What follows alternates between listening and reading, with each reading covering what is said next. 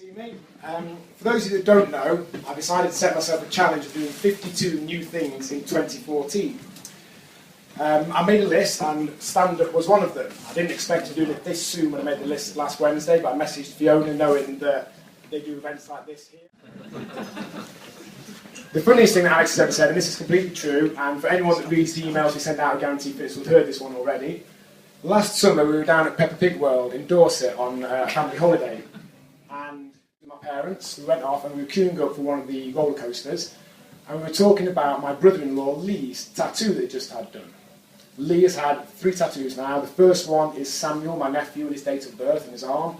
The second one is Lucy, my niece, and her date of birth. And last year he had added Katie, my sister's name, and the date of their wedding. So Alex and I were talking about what we might like to have tattooed, and I said if I was able to do it, I probably won't, but if I ever was, it needs to do something important that will mean something for the rest of my life. So I suggested that I might have the kids' names tattooed, and if she plays the cards right, she might get to join them on there. But to make it less painful, I would abbreviate Alex, Ollie, and Jamie to Al, Ol, and J. To which Alex replied, and this is 100% true, that she would do the same and abbreviate John and Isabel to J. Is. I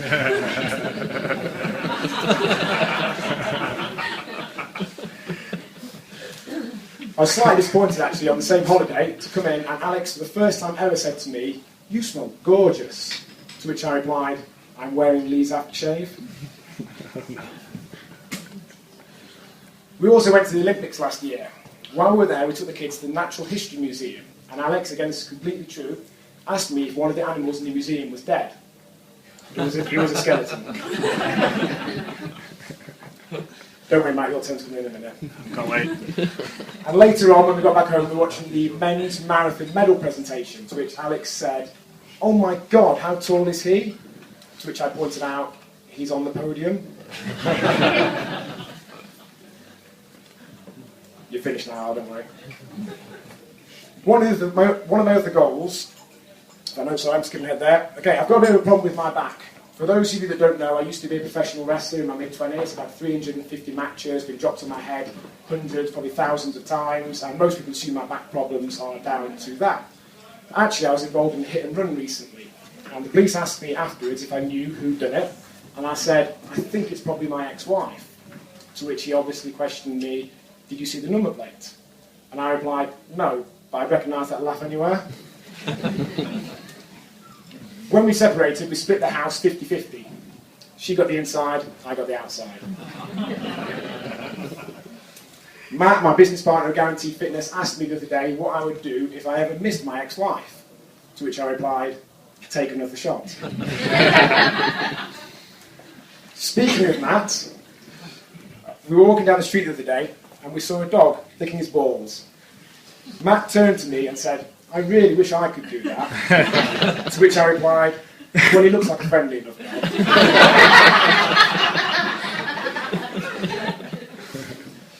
One of my other goals for 2014 is to try and break a world record. I've actually already submitted that last week with an attempt at tornado press-ups. For anyone that doesn't know, a tornado press-up is where you do a press-up and rotate 360 degrees between each rep. I can do 7, which isn't an amazing number, but I don't actually know anyone else that can do them at all, and there isn't an official world record. So I've sort of submitted it hoping that I'll get it by default, and I'll probably lose it the next day, but at least I'll have done it. Speaking of world records, I was in a cafe the other day and I overheard 3 guys talking. The first guy said, "You know, I think I've got the smallest arms in the world." The second guy said, "I think I've got the smallest head in the world." The third guy said, "I reckon I've got the smallest dick in the world." So they decided to go to Guinness and get these things verified. First guy goes in, has everything measured, comes out and goes, "Turns out I do have the smallest arms in the world and I've got the world record." Second guy goes in, comes out happy, says, "I've been checked as well. Turns out I've got the smallest head in the whole world." Third guy goes in, comes out and really annoyed, says, "Who the fuck is Matt Nicholson?"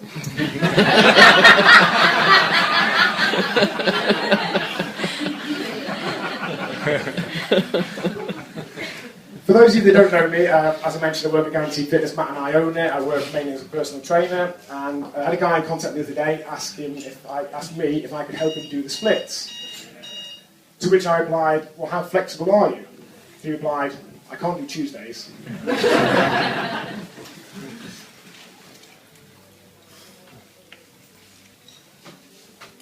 As I mentioned before, I've got two sons, Jamie and Ollie. Before anyone asks, they're not named after Jamie Oliver. That was an unfortunate coincidence which I didn't realise until after it happened. I don't know if you've seen, but Sainsbury's have recently brought out a new sausage. On the front of it is a picture of Jamie Oliver with a sausage on a bit of cutlery. And on the back it says, prick with a fork.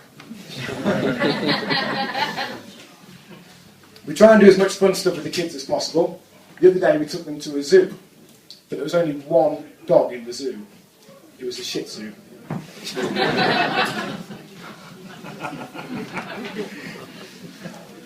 The kids are growing up too fast. Ollie came through from the living room the other day where he'd been watching TV and said, "Daddy, what is love juice?"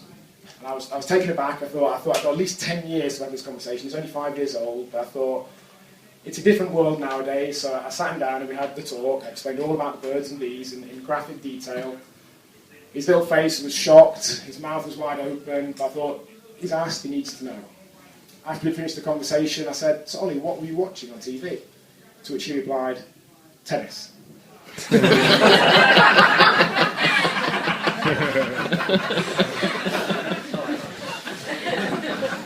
Much like Alex, I don't actually need to make up for any things the kids say, because they produce so much gold by themselves. These, again, are all true things that I've said recently. He's a confident boy, Ollie, bless him, and the other day he offered me some help. He said, "Daddy, I want to help you get Alex's car back from the airport. Now, I know what you're going to say, I can't drive, but I've been watching you, it doesn't look that hard. But I don't promise, I don't know the way, so you go first, and I'll follow you." However, in general, I'm not so sure about Ollie's car knowledge. The other day, again, he said, "Daddy, I'm going to make a new car." And I said, "Oh, how are you going to do that, Ollie?" And he said, "I'm going to copy another car." Fair play, I thought. And he said, "Well, what are you going to make it out of then, Ollie?" And he replied, "Mainly concrete, I think." And as I said, he's getting more confident.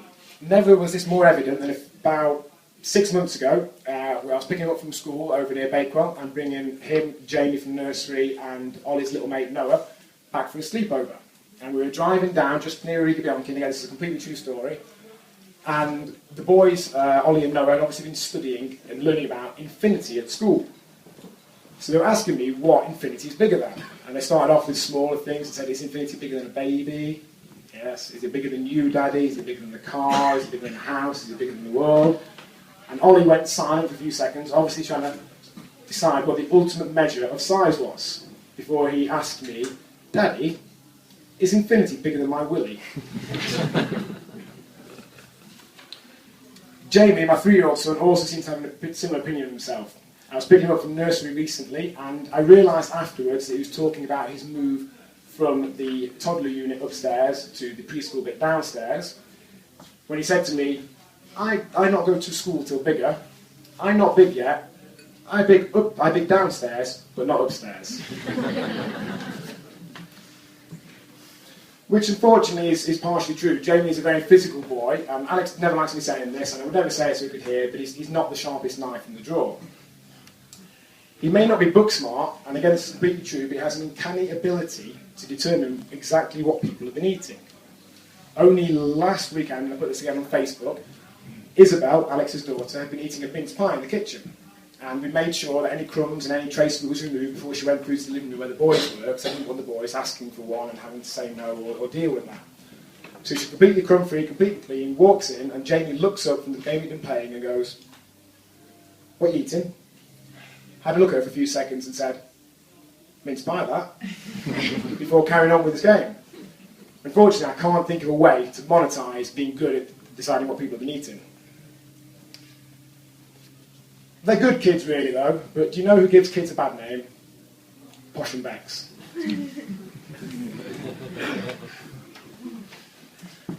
It's hectic in our house a lot of the time, and neither of us gets a great deal of sleep.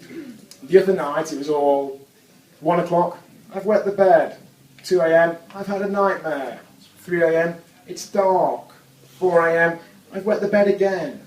5 a.m, I'm hungry. At that point, I'd had enough, and I turned to Alex and said, "This is the last time your dad stays over." Speaking of parents, I was in the pub the other day, and I was having a drink with my friends, and this guy comes over to me and points straight at me and goes, "I've shagged your mum." And I was obviously mortally embarrassed. I looked down and thought, I'm not going to deal with this, I'll just ignore him, hope he goes away. So I leave it, he goes away, has a few more drinks, comes back an hour later and goes, "Lots of times." I thought, right, I don't want to get involved. Put my head down again, ignored him, and went away. And then, right at the end of the night, he comes back absolutely steaming and goes, "And she absolutely loved it." At this point, I had enough, so I stood up and said, "Dad, you're pissed. Go home." Thank you very much, guys. You've been a wonderful audience.